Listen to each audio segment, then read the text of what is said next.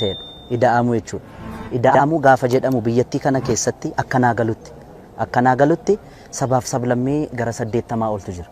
Sabaaf sablammiin 80 kun ida'ameetu izikwaaltuun booda Itoophummaan dhufa jechuudha. Akka isaan jedhanitti akkan hubadheettan. Kuni gaafa ta'u Oromoon 50 ta'ee sabni biraa immoo 5 ta'uu qaba jechuu miti jechuudha. Namni kamuu wal qixaan gaafa ida'amu. Wantin arge ulaagaa ida'amuu sana waan guutuu natti hin fakkaanne. Itoophiyaa represent kan godhu biyyattii kana keessatti sabaaf sablammii biyyattii kana keessa jiru hundi Itoophiyaa represent godha. Bakka kun hin jirretti bakka kanaan hin amannetti akkuma sirna darbe sana agartee Itoophiyaa kan bakka bu'u aadaa, seenaa, afaan saba tokkooti namni jedhee yaadu yoo jiraate qabsichi ammas hin xumuramne jechuudha. Gara fuulduraatti illee akka kun sirraa'u sabaaf sablammii biyyattii kana keessa jiran hundarraa eegame jechuudha. Kanaaf gaafa ida'amnu akkaataa ida'amnu beekuu qabna. 505 miti kan ida'amnu qabnu. Tokko ida'uu tokkodha kan ta'uu qabu. Kanaaf kanatti namanneeffanani deebi'ee egaa I hope qaamonni haaroman kuni gochi Hacaaluun godhe yookaan ilaalcha Hacaaluun qabu kun dhiphummaadha kanaan hin jenne abdii guutuun qaba. Maaliif jennaan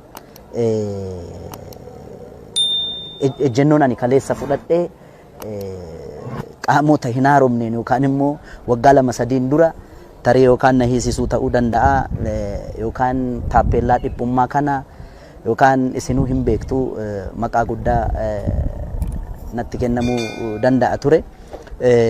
Kanaaf kana godheera. Qaamonni kana ilaalan akka sirriin taane hubatanii waan kun akka sirraa deemu dirqamnis kan isaaniiti.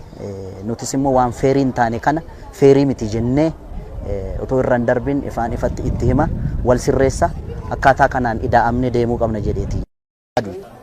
Waamichi muummicha ministeeraa Dr. Abiy Ahmed irraa xalayaan karaa aadaaf turizimii itiin federaalaatiin natti fakkaata.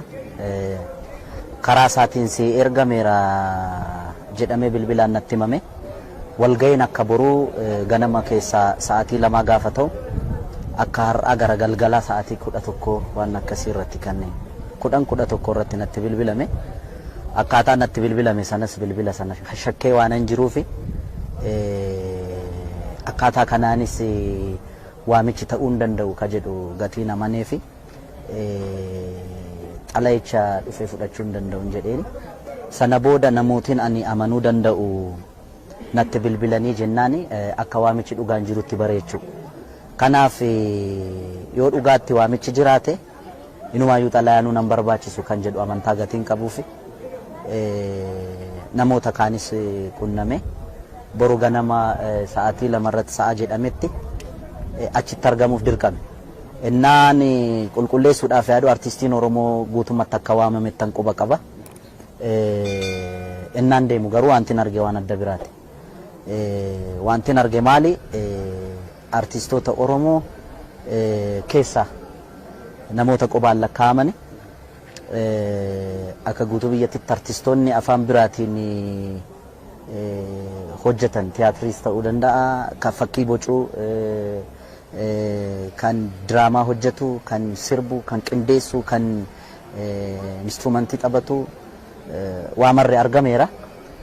Akka Oromoo tokkotti Oromoo keessaa immoo artistoota ulaagaalee kana guutan waan hin agarreefi artistoota qaqqaaliin na caala qabsoo Oromoo keessatti waan jajjabaa hojjetan bakka hin argamnetti argamuun qabu gatiin jedhee yaadeef walga'ii sana toonseeninaan ofirra garagale jechuudha. Akkanatti fakkaatutti muummichi ministeeraa dogoggora qaba jedhee yaadu. Maaliif jennaani kan inni gochuu danda'us aadaaf turizimiitti xalayaa barreessuudha. Aadaaf turizimii kanatu gahee artistoota kana walitti qabu kan qabu jechuudha. Dogoggorri kan jiru aadaaf turizimii federaala irraati natti fakkaata. Artistoota Oromoo keessatti nama 4 miti kan jirru nuti.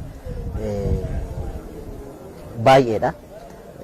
tarii aadaaf turizimiin federaalaa hin beeku taanaan aadaaf turizimiin federaalaa aadaaf turizimii Oromiyaatti gad ergee xalayaa sanaan aadaaf turizimiin Oromiyaa immoo akkaataa kamiin artistoota isaa akka waame walgahii kanarratti akka hirmaachuu danda'an gochuun danda'a ture. Kanaaf akka kiyyaatti eddasii Facebook irratti waan deemu kana namni argee natti bilbilaa ture biyya alaatis biyya keessaatis dogoggorri muummicha ministeeraa biraa miti. Plus ani akkani masaraa mootummaa hin seenne nam qaamni na dhorke hin jiru.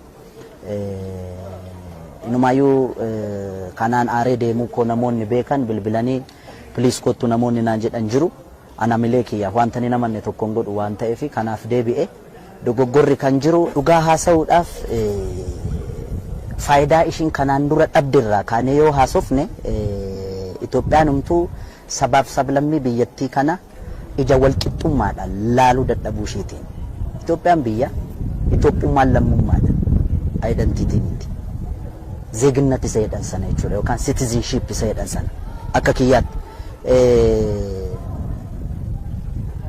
sirna darbirraa kaasee yoo laalle olaantummaan saba tokko sirna tokko keessatti mul'ata taanaan biyyattiinis goola amuun ala nagaaf tasgabbii carraan ittiin argattu hin turres hin turtus.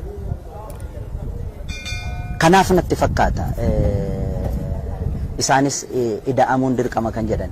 Ida'amuun akkanaa galatti walumaa galatti wal qixxaannee waliin taanee wal qabannee waan jedhan fakkaata. Itoophiyaa keessatti sabaaf sablammiin guutuun isaanii bifa wal qixxummaadhaan belu ati na maaliif akkas goote ati caaltee argamuu barbaadde jedhee qaama gaafatu ati dhiphoodha jechuu otoo hin ta'in maalirraa ka'e kana jedhe jedhanii ergan sirreessinetti miirri ani kalee sanatti dhagahame kun yoomiyyuu namatti dhagahamuun isaan oolu. Kanaafis immoo wareegamni qaqqaaliin kakkaffalamaa dhufe. Kanaafis abbootii keenya irraa kaasee amma daa'ima waggaa 8 dhagaa darbatee fagaachuu hin dandeenye fageessuu hin dandeenye aga ulfa waggaa 6 7